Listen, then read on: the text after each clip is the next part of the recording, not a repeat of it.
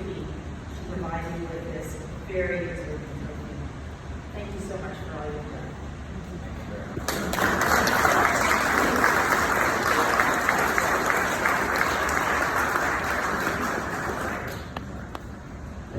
Everybody can hear me okay? Hey Gary, 99 is a provincial champion, but I'm more impressed with the 2 U.S. amateur championships that you won. Welcome everyone for what will be an exciting and special evening. I want to thank the Ontario Golf Hall of Fame Committee for recognizing my past golfing achievements to induct me into this Hall of Fame. I want to thank the Ontario Golf Hall of Fame Founders Club for their continued contributions and support. A special thank you and my sincere gratitude to all my friends that have attended today to support me in my induction. Thank you very much for coming. I really appreciate that. There are 2 ladies I'd like to thank personally in the crowd today. One is Mary Kawaja and the other one is Marilyn Swartz. Mary's like a second mom to me. Grew up with her and her son John Kawaja, who was also a Hall of Famer in the curling ranks. Played on the Eddie Running team. John's been a childhood friend for many, many years, and John, thanks for traveling from California to be here. Thank you too, Laura and Don. I also grew up playing amateur golf and professional golf with Marilyn's son, Bill Swartz, who is also a Canadian amateur champion. These 2 ladies provided countless and endless rides to and from golf courses for tournaments that we played as juniors and amateurs. I can't tell you how much I appreciate that going back. I'd like to congratulate Ryan McCann, Johnny Mills, and to the family of Nick Javesi who received this honor. Now I always have the trouble with the word, sorry, posthumously. Thank you. My intro to golf came at a pretty young age. I was 9 years old, 1970, and it was at Rosedale Golf Club in Toronto. My mother and father had a leather goods store at the top of the city limits on Yonge Street, and being 9 years old, I wasn't able to stay at home alone, so I had to come to the store. I was a 9-year-old going to do it at a leather goods store. No chance. I was out roaming around everywhere, and one day I wandered a couple blocks down Kennington Avenue and got to the golf course, Rosedale. I ended up in the caddy yard. I meet all the guys. I didn't have trouble meeting people. I started talking. I said, "Can I caddy today?" The guy said, "Well, you have to talk to Bud. Bud Heatley. Still remember him, the caddy master." We had a little chat, and he said, "Okay, you know anything about the game?" I said, "Oh yeah, I know everything about the game. Don't worry." It was like 2 o'clock, so I got there about 9:30, so 2 o'clock I finally get out. And I caddied for a left-hander named Dr. Copeland. I'll never forget.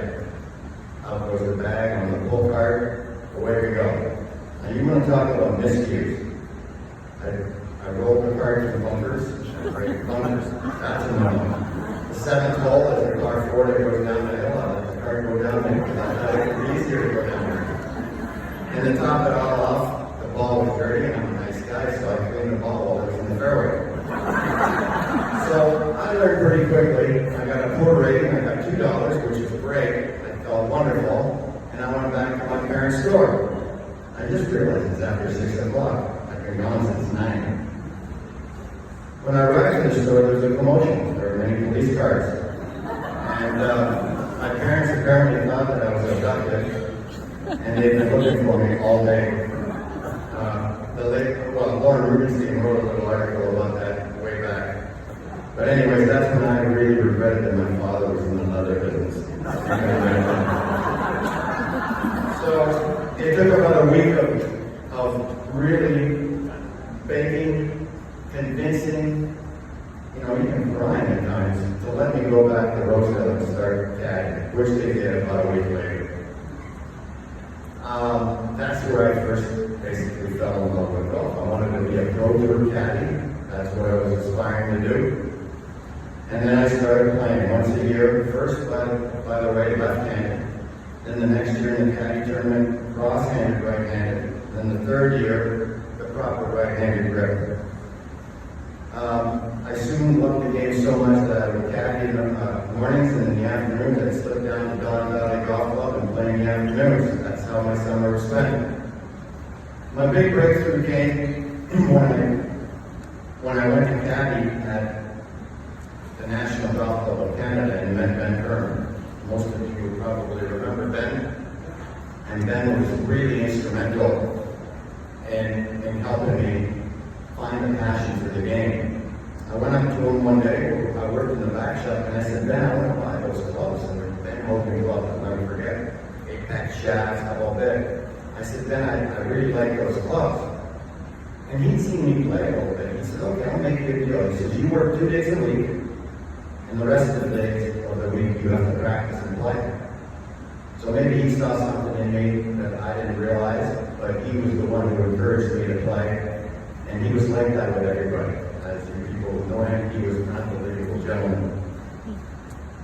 I finished high school a little early and decided to go down to Dallas, Texas, and I stayed with the Bryan family, who had a son called Dal, who later became my college roommate. But they invited me to come down with them for a scholarship down in Texas.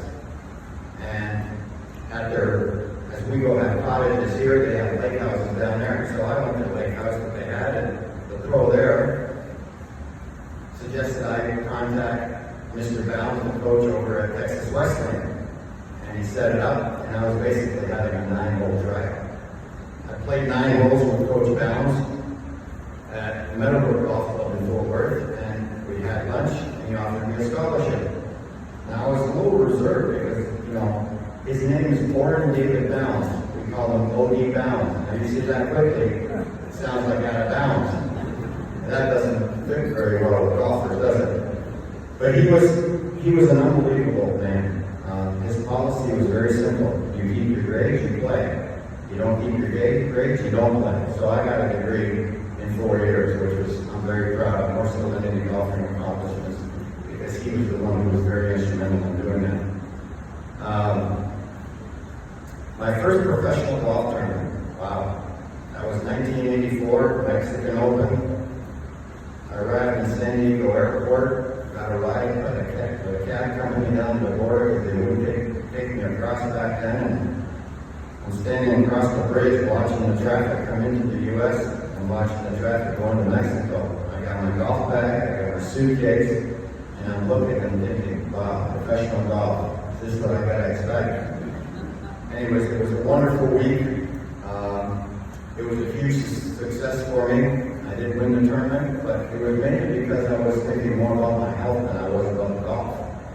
I was sick. I don't know what I had, but every day after the tournament, I would drive into San Diego, go to the hospital, and they were running tests on me probably for the whole week. Saturday, finally, they told me I don't have to come back. Sunday was the last round, so I was very happy about that. There is a saying that some of us know that you got to be aware of the sick golfer. From there, my golfing career has seen me travel extensively throughout the world. At last count, 53 countries. I will have those memories for the rest of my life, but more importantly, I still have today the friendships that were formed throughout those travels. And really, that's what the game of golf is really about, the camaraderie. The game of golf parallels life, very much so in itself. The last dozen years or so, I've worked as Director of Instruction at King Valley and Kings Riding Golf Clubs. And, the passion that I had throughout me to persevere in golf is now transferred to the passion that burns inside me to help people excel at their golfing abilities. I have some really young clients and students that I marvel at, and they're really, really special people, and I really enjoy them. I thought in tribute to last week's British Open this week that ended today, the Senior Open, I don't know who won the British Senior Open, and next week the Women's British Open, I thought I would share a couple stories with you through my experience at the 3 Open Championships that I played. So it was 1990, I qualified through the Asian Tour Order of Merit to play the home of golf, the 118th, 32 years ago, British Open at St. Andrews. I arrived on a Saturday and Sunday morning and went to the starter. Sorry, can you get that down? Anyways, I went to the starter and said, you know, I'd like to play. I'm playing in the tournament. Can I get a practice? And he said, no problem. He said, just come back in about 15 minutes. So I come back in 15 minutes. I look down the fairway. 1 and 18 are adjoining if you watch the Open. And there's family having a picnic in the middle of the fairway. I said, sir, what's going on here? They look like they're having a picnic. And he said, oh yeah. He said, every Sunday, if you live in the county of Fife, you own a piece of St. Andrews. Oh, I said, they can come there any Sunday. Oh yeah. I said, well, what about on Championship Sunday? Well, they can, but they won't because they respect the game laddie. I said, okay. So that was my first experience at St. Andrews, and I enjoyed it. Now, Tuesday was probably the most memorable day of any Open Championship I've ever had. I got up early and went to practice, and I made a tee time with the starter, and I was putting on the putting green about 15 minutes prior to my tee time, and the R&A official came over and said, Danny, could I have you for a moment? I said, sure. He said, I want you to come with me. Now, if you watch the Open, the grandstand on the first tee, the Open is about 120 yards long, and they have country flags representative of all the players playing in the tournament. He said, I want you to come have a look. You see the flags up there? I said, oh yeah, I see the Canadian flag. He said, I understand. I looked to the right. I said, wow. Now I'm Yugoslavian born, and they dug up the Yugoslavian flag and posted it right next to the Canadian flag. He said, we did that in your honor. He said, it's the first time that we've ever had the Yugoslavian flag. That gives me chills till today of flying at the Open. So I was very indebted to them and very thankful. Now the best part.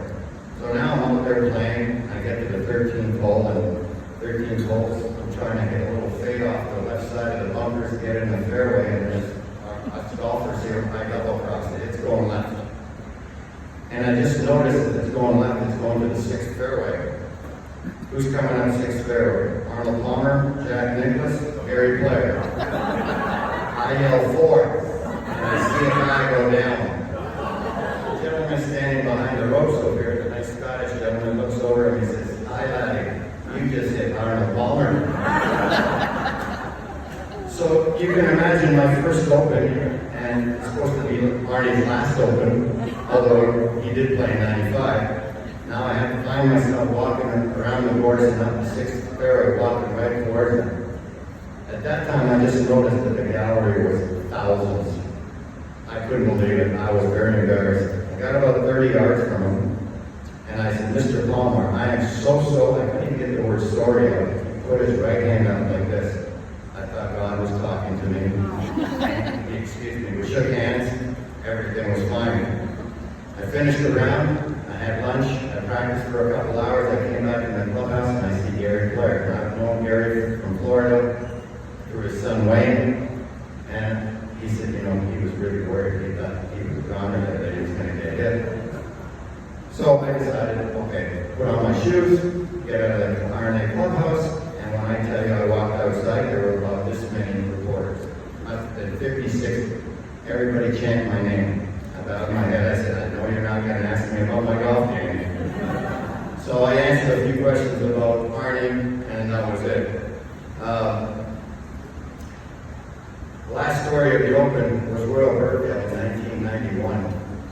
Now, Royal Birkdale was fun. On the 71st hole, we were playing twosomes, and the 17th hole, Royal Birkdale was a par 5 that you could get home in two, so it was slow. Play was slow. It was backed up. So I'm standing in the middle of the fairway. Yes, I hit in the fairway. And I look over to my right, and I see this guy with the long cord and the microphone, you know, the fluffy microphones, and all the wires hanging out. And I go up to him, I said, hey, how are you? How you doing? He said, I'm doing good. Thick accent, I can't do a thick accent. But anyways, I said, so are you working for BBC this week? He says, no. But he's not reluctant to say anything.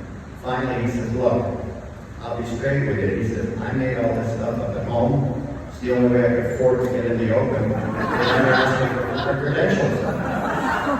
I thought that was wonderful. I said, you know what?